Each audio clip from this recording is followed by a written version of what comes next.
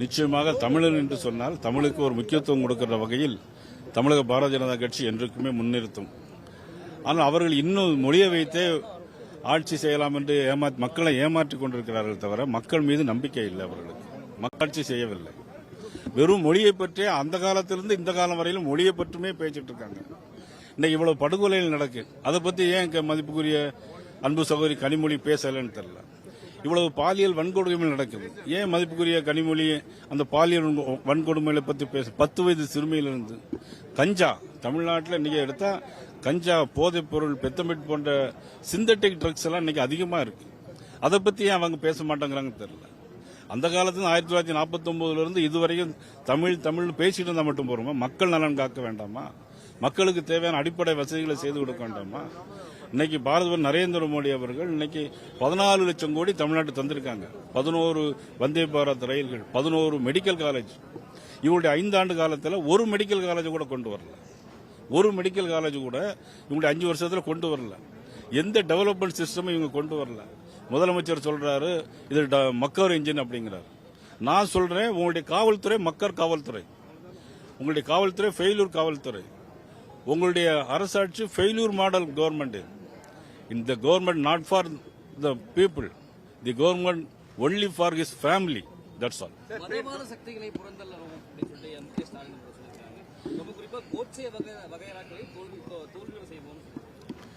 அதாவது நான் இப்பதான் சொன்னேன், பழைய காலத்தில் என்ன நடந்தில்லாம இன்னைக்கு நீங்க முதலமைச்சரா வந்து 5 வருஷத்துல இந்த நாட்டு மக்களுக்கு என்ன செஞ்சிருக்கீங்க?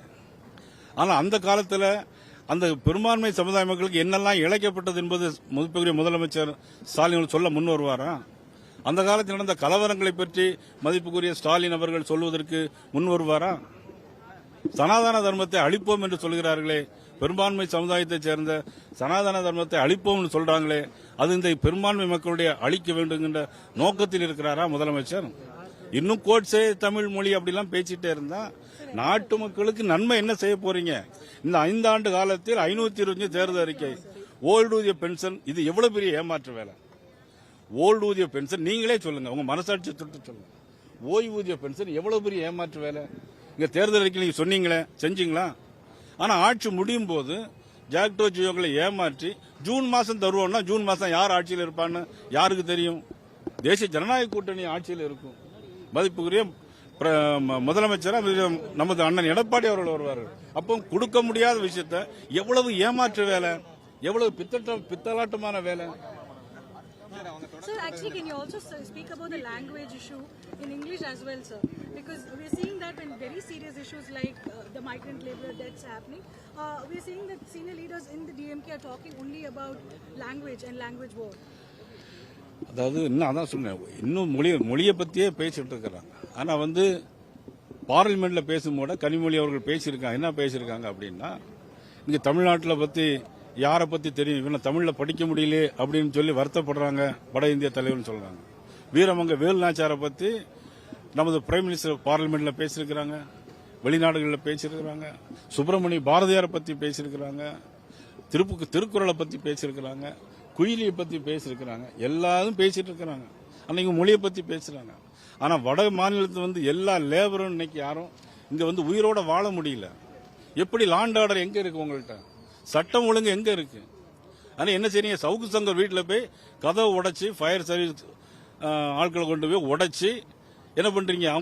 அவங்கள சோபாலாம் உடைச்சு அவங்கள திங்ஸ் எல்லாம் எடுத்துட்டு போறீங்க. என்ன, அவர் ஏதாவது பாலியல் வன்கொடுமை பண்ணாரா? அல்லது ஏதாவது கொலை குற்றம் அவர் மேல இருக்கா? எதிர்த்து பேசினார்.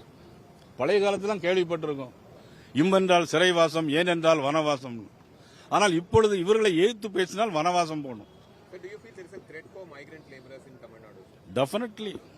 Definitely. There is no doubt. Sir, OPS அவர்களுடைய அலையன்ஸ் என்ன நிலைமையில இருக்கு சார்? ஏன்னா எடப்பாடி பழனிசாமி மனதில் தான் நான் இணையதளத்திலேயே இருக்கேன் அப்படின்னு சொல்லியிருக்காரு. அது பாஜக இல்ல, அதாவது அனைத்து இந்திய அண்ணா திராவிட முன்னேற்ற கழகத்தினுடைய உள்கட்சி விவகாரம், அதில் நான் எதுவும் பேச முடியாது. ஆனா இதுதான் மீடியா சொன்ன, எங்களுக்கெல்லாம் மீடியாவுக்கு மட்டும் இன்னும் நல்ல சூரியன் சுட்டரிக்கவே இல்லைன்னு சொன்னேன்.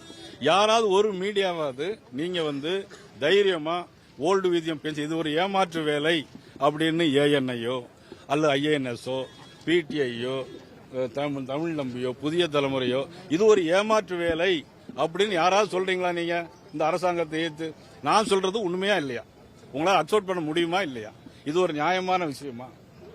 இது ஒரு ஏமாற்று வேலை அப்படின்னு இங்க பாருங்க. நீங்க மனசாட்சி தொட்டு சொல்லுங்க. நான் சொல்றேன், 5 வருஷம் முன்னால் சொன்னாங்க ஆட்சி போது அடுத்த ஆட்சி வரட்டும் தரணும் அப்படின்னா இது என்ன வேலை? இது ஏன் பேச மாட்டேங்கிறீங்க? அதெல்லாம் இன்னைக்கு இந்தியாவுடைய 4வது மிகப்பெரிய தூண் நீங்க. President of India, prime minister of India, vice president of India, அதுக்கப்புறம் பிரஸ் மீடியா நீங்க தான்.